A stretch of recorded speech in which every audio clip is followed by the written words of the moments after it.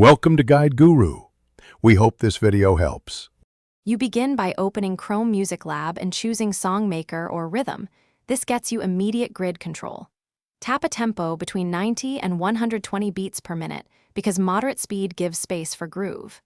Set the time signature to 4/4 for a straightforward beat and select up to 3 instruments, kick, snare, hi-hat, so the pattern stays clean.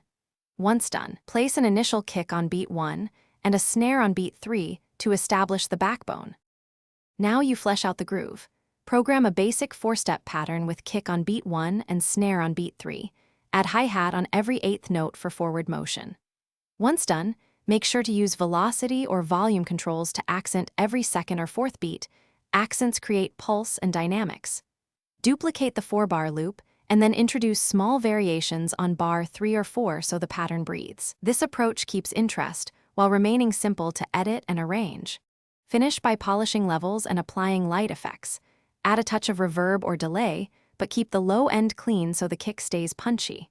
Once done, export your project as audio or MIDI and save frequently to avoid losing changes. If things sound out of time, make sure to quantize the grid or reset the tempo so notes snap to beats. That fixes drift instantly.